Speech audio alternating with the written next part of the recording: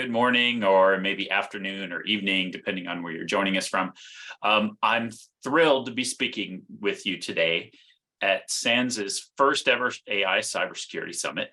It's hard to believe that just a year ago, most of us, do I have some slides here? There we go. There we go.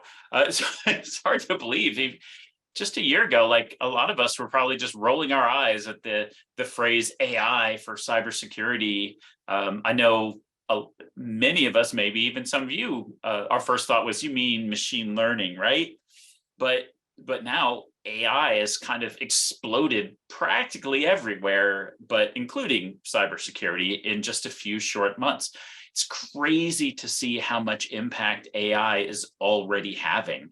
And we're really only at the beginning of this journey. That's why it's so great that we're here today, coming together to discuss what this means for the future while we're still early in the adoption process. So thanks, SANS, for organizing this.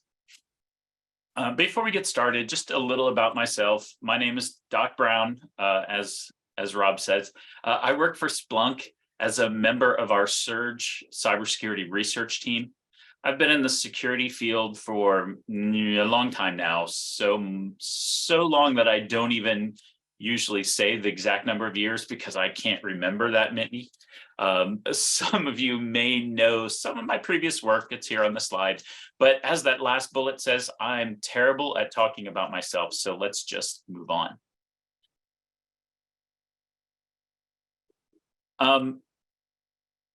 Part of our job at Surge is to kind of help the community make sense of new developments in security. Since November, when GPT-2 was released to the public and large language models burst into the popular culture, we've been exploring the potential applications of LLMs and other generative AI for security. The AI train is leaving the station, and it's gathering more steam every day, especially in the media. There's a lot of hype right now, though, and to hear the way that some are talking about it, you'd think we're on the verge of an AI apocalypse, maybe. I mean, I want to be clear, though, I'm not making light of this, because there are legitimate issues regarding AI that we do need to address. There are substantial questions around, data privacy, data protection, of course, ethical collection of training data. Today's LLMs regularly hallucinate new facts, but state them with just such confidence, like Sully was just saying, that we sometimes just take them as reality. There's also a real risk of our over-reliance on AI technology without a full understanding of its limitations. So honestly, I don't have answers for those. And right now, I'm not sure any one person does. I'm glad we're talking about those things, though, and I think we'll probably work out some useful guardrails eventually. But these issues aren't specifically about cybersecurity, and that's what I want to focus on today. They apply more generally to like any use of AI today. But I'm going to refer you to some of our other speakers today, like Dr. Ignatowski. Sorry, I very much apologize. Stacy Dunn, even some of the other ones for insightful commentary on some of those more general AI issues.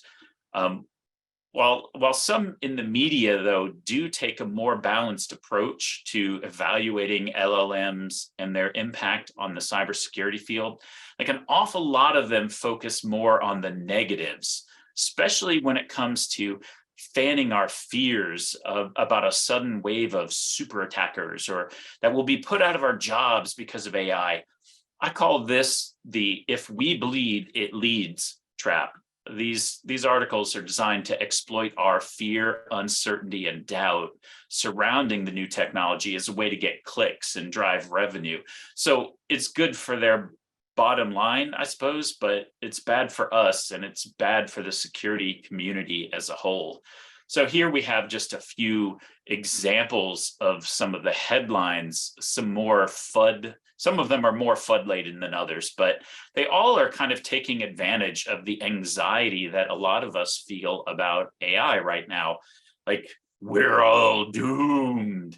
But I want to take some time today to talk about are things really as bad as they might seem. Like our kind of fear reaction isn't really anything new. We've seen the exact same type of thing any number of times in the past when a transformative new technology of some sort is introduced.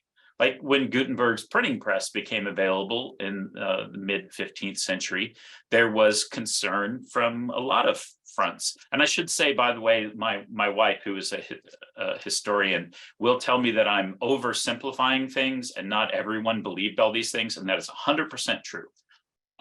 But for example, there were definitely people out there who thought that professional scribes, like they thought that this printing press was going to put them out of business. Some in the church were concerned about the press's ability to enable the spread of teachings contrary to established doctrine. And a lot of influential people worried that maybe a potential rise in like mass literacy would undermine the existing power structures that kept them in control. And guess what? All those things happened, at least to some extent. But what also happened was that the movable type printing press became a key driver behind the Renaissance, the Enlightenment, ultimately the space age and the information age. Another example came with the first passenger locomotive in 1825. Like some people were afraid of going too fast. And by too fast, they just meant like a mere 35 miles an hour. Newspapers were publishing articles claiming that humans weren't built to go that fast and their bodies would simply be ripped apart. Others, though, said, that's nonsense. The real problem is that we wouldn't be able to breathe and we'd all suffocate by going that fast.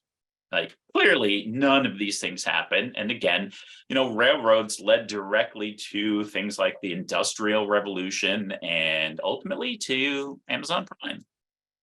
So of course, viewed through the lens of history, though, it's really easy and we can sit back and laugh and point and be like, identify the FUD around these technological developments. But it's much more difficult to predict the impact of new technologies when you're right in the middle of that chaos. But hey, you know what? Let's give it a try. Who knows? Maybe my predictions will prove laughably or horribly wrong.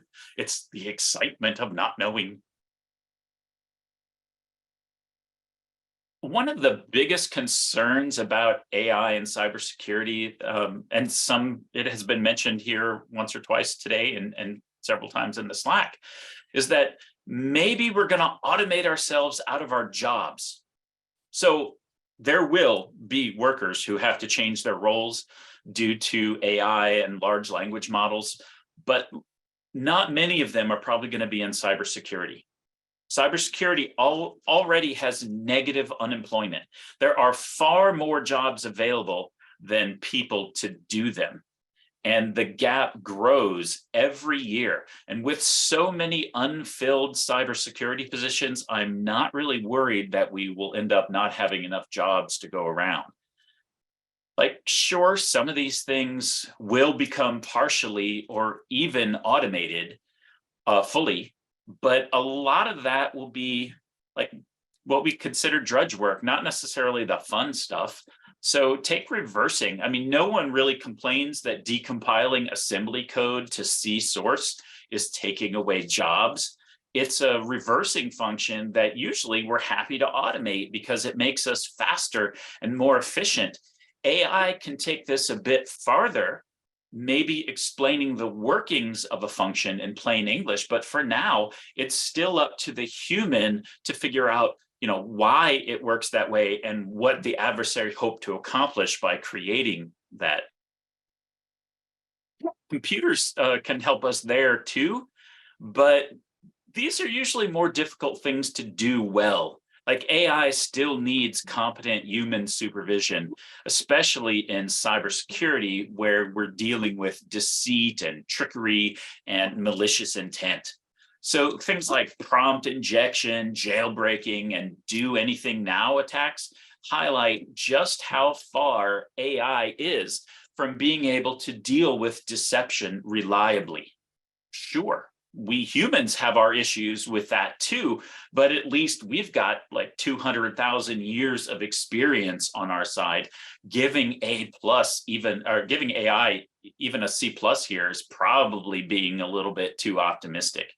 The reality is that we may reduce reliance on certain skills as we bring on AI assistants, but we can't replace humans. Our roles will shift as AI takes on some of the load, but most of those shifts are going to probably be to our benefit. We're still integral to the security process and probably always will be. I kind of like what Chris Cochran said in his lightning talk. AI isn't coming to take your job, but someone with AI is. Another thing I hear a lot about is that we're about to be helpless in the face of an onslaught of AI generated super malware. So yes, researchers and yeah, probably some threat actors have been successful at using LLMs to create malware. But this isn't necessarily anything new. So malware authors have long provided builders for their clients to create custom malware samples. Poison Ivy was famous for it, and ransomware authors today do it too. No-code malware is different now with AI, but it's not necessarily new. Now, I say no code, but that doesn't mean no expertise. All the AI generated samples I've seen so far were created by experts who were able to give the AI detailed guidance, like use Google Drive for exfiltration since it's less likely to be blocked in most environments, or avoid certain types of process injection because they're easily detected by common EDRs. At least in the cases I've seen, the LLMs still needed the advantages of a human's skill and experience to create decent malware. And yes, I said decent. Oops, sorry about that. Getting ahead of myself on the slides. Anyway, yeah, I said decent. It's not really true that AI generated malware is more advanced than human written versions either. The models are trained on code written by people, so they're probably not going to be able to do better than we do. But since they don't really understand what they're doing, they're actually likely to do much worse than we do. So again, the AI ultimately relies on human experience and skill. I do think we're going to see an increase in the number of malware samples produced, but maybe, I don't know, maybe not a large increase. VirusTotal already processes something like 1 million unique files every day. And though not all of them are malware, there's still a huge amount of evil software out there, and much more is coming every day. So we already have mitigations in place, though, like AV and EDR and IR teams for when those fail. Even though I think we can all agree that our existing defenses could use improvement, I don't think it's likely that a rise in the amount of new, but probably mostly mediocre malware is going to be enough to have a significant impact.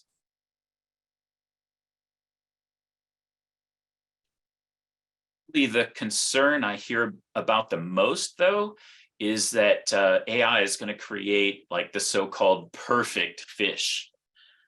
I have to say this, even though this is the most common thing that I probably read about AI and cybersecurity, it's the one I'm actually least worried about.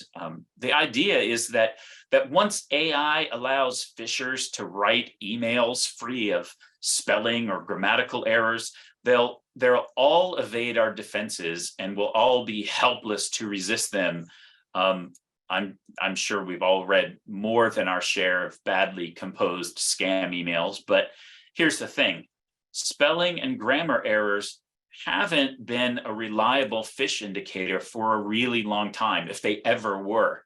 Not only do I regularly get legitimate emails with errors like these, but also most of the phish with these blatant issues are not really the type of top tier malicious emails that usually cause the most harm. These are the kinds of highly realistic messages we're already dealing with, like perfect grammar, excellent spelling, great brand impersonation, A plus pretexting.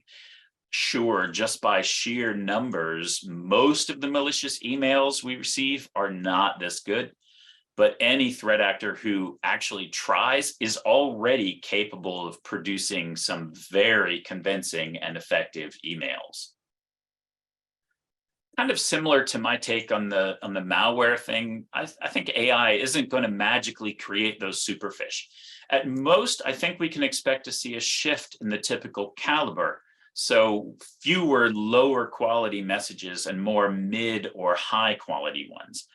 I also think there will be an increase in the total number of malicious messages, but by some estimates, spam and phish are already well over 50% or more of our total email volume that we're dealing with anyway. So we're already kind of used to dealing with huge numbers of problematic emails. The increases will probably be nothing that our existing defenses can't already identify and respond to, at least as well as they're already doing it today. Though we may, and the same with the malware, we might have to scale up our scanning capability a little bit to match the increase in volume. I think that remains to be seen exactly how much that increase will be, but it's possible. So if our biggest fears turn out to be maybe, upon reflection, not so big at all, why are we so freaked out? Well, Genevieve Bell is a cultural anthropologist and a distinguished professor at the Australian National University. Several years ago, she developed a theory that new technologies cause moral panic, those are her words, when they affect our relationships with three things: space, time, and other people. So, well, I wouldn't necessarily say that the concerns about AI rise to the level of moral panic. I do think there are some parallels for us in security. AI's impact on time is easy to see. So systems like Claude or ChatGPT can operate 24/7 without breaks. That disrupts traditional notions of working hours, communication availability, and response times. Also, though, by automating tasks, the basic tasks such as reading, writing, research, customer service, stuff like that, AI saves time for its users who can then engage in other activities, probably other activities that more interesting, more fun, or maybe just require more cognitive load and actually need a human. That changes our experience and our perception of time as well. I'm a little bit less sure about space. When we talk about computing and AI and cybersecurity, we're not usually dealing with physical spaces, but I don't know, maybe virtual spaces like computer networks. We deal with virtual spaces all the time. And although most AI we encounter is likely to be delivered by the internet, I'm not sure it changes the nature of the internet, let alone our own networks.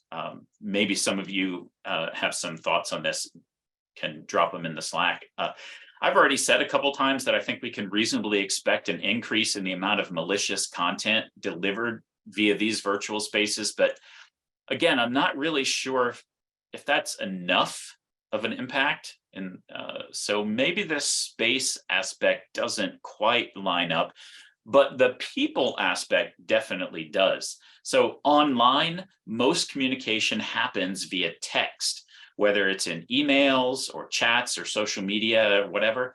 And these LLMs are getting really good at creating and manipulating text. So chatbots like ChatGPT are essentially mimicking humans, which definitely changes our relationship with them because we're no longer quite sure if we're talking to an artificial intelligence or a natural one. I said maybe the furor over AI and security doesn't quite equate to a moral panic, But if we're hitting 2 out of those 3 factors, maybe that at least explains why we might be so concerned.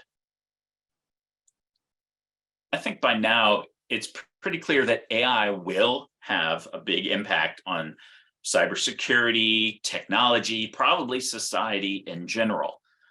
Fortunately, I think that despite our legitimate concerns or our fears, its potential to help us defend our networks far outweighs its potential for misuse against us. For example, some of you might know that I do a lot of research on threat hunting. So I was writing a presentation recently where I wanted to teach beginning threat hunters about creating good hunting hypotheses. Specifically, I wanted to explain what makes a hypothesis testable versus untestable, and even like how to turn untestable, incomplete hypotheses into better testable ones. As part of that, I really wanted to provide a tool that would help evaluate hypotheses for testability or not, and then give suggestions for how to improve that hypothesis.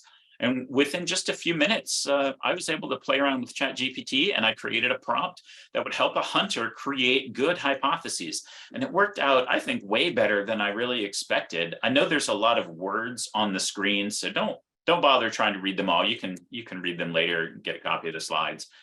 The point, though, is that with just a few minutes of work, I developed an AI tool that could successfully augment the skills of a novice threat hunter and allow them to quickly create and improve their hypotheses and make them as good as, or maybe even better than, those that were created by more experienced hunters.